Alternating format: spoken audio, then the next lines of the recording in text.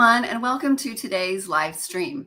I am doing today's presentation because there is a lot of confusion around what fecals can do for you. A lot of people think that they are more important than they really are, and they also think that you can see a lot more from them than what you really can. I know this is going to seem to be super controversial, but it really isn't, because in the scientific community, there is no controversy about this. It's very black and white. It's very simple. There are unfortunately a lot of people online in social media who think that you can tell the difference between a barber pole worm, a bankrupt worm, a scour worm, and they even have, in groups where they tell you like, oh, this is a scour worm, this is a bankrupt worm, this is a barber pole worm. And the reality is that you cannot tell the difference between all of the different roundworms in a fecal. You would have to hatch them out to see what they look like as adults.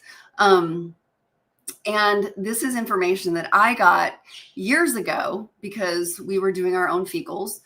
And there's this chart that everyone uses, and there's just one picture of each egg on that chart. And I was looking at it and I was like, this is really weird because they all just look like a lot of little circles inside a big oval. And so I took pictures of my fecal and I sent it to one of the vet professors that I knew. And he came back and said, you can't tell the difference. Like, it could be any of the roundworms. It could be barber pole, scour worm, whatever. You can't tell by looking at the fecal. So this is something I learned a long time ago when I was doing my own fecals and getting feedback from a professor.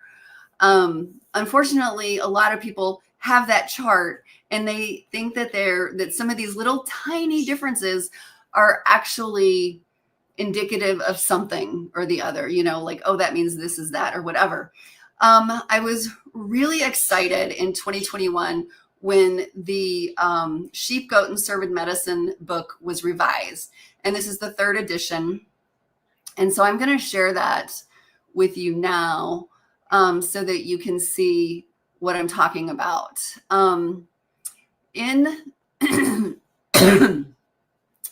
In Sheep, Goat, and Cervid Medicine, it says right here that the eggs of many of the gastrointestinal nematode species lack any distinguishing morphologic characteristics, unlike their adult counterparts. So that means you cannot tell them apart. These eggs are typically classified as trichostrongylus type or HOTC type eggs due to their morphological similarities. The acronym HOTC stands for 4 of the common gastrointestinal nematode genera: Homunculus, Ostertasia, Trichostrongylus, and Couperia. Now that's 4. Other genera with HOTC type eggs include Teledorsaja, 1, 2, 3, 4, 5, 6 more. So there's a total of 10 different kinds of worms here whose eggs all look the same. And so here in picture A, you can see it says trichostrongyl type or HOTC type eggs.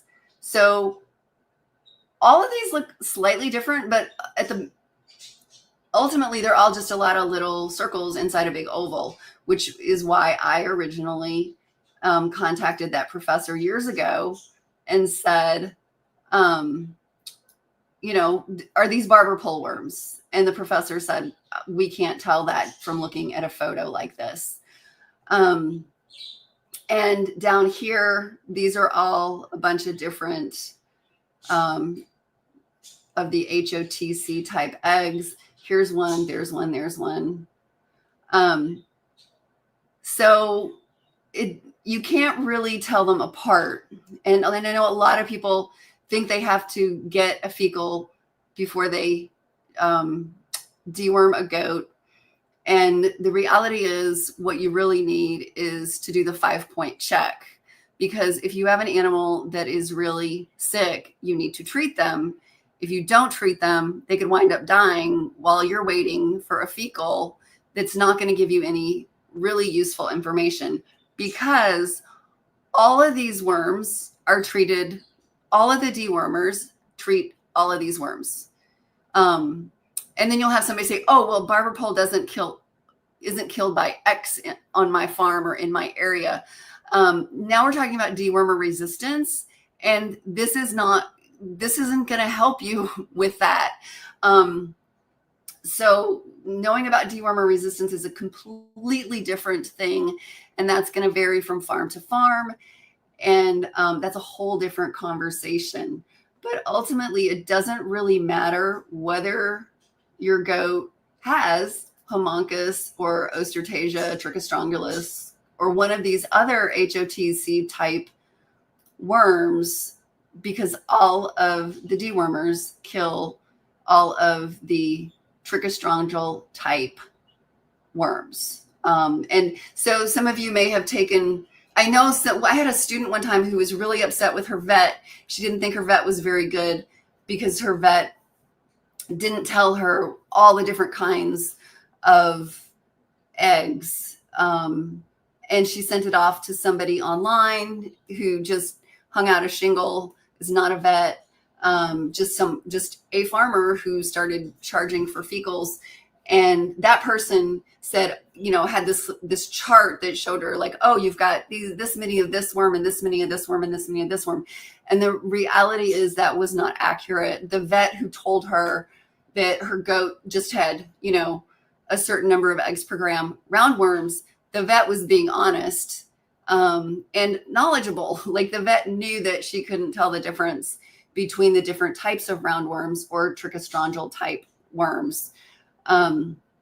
So it's not a sign of having a bad vet if they are not giving you that list. In fact, it's actually good that they're not giving you that. If somebody just looks at a fecal and tells you that you've got a certain number of homuncus, a certain number of Ostertasia, a certain number of Trichostrongylus, then they're seeing something that's not actually indicative of it. It's not really identifying the worms, because these could be any of those HOTC type worms.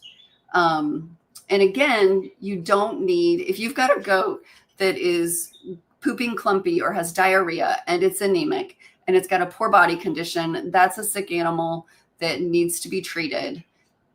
And waiting a day or two to get a fecal could mean the difference between life and death for that goat.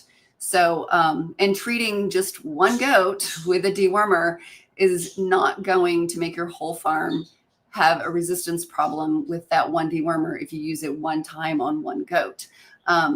But if your goat has all of those symptoms, they probably need to be dewormed. And honestly, I tell people, you got to hope it is worms, because that's actually the easiest thing to solve. Otherwise, if you've got a goat that is anemic, has diarrhea, and has a very poor body condition, suspect number 2 is going to be Johne's disease, which is highly contagious.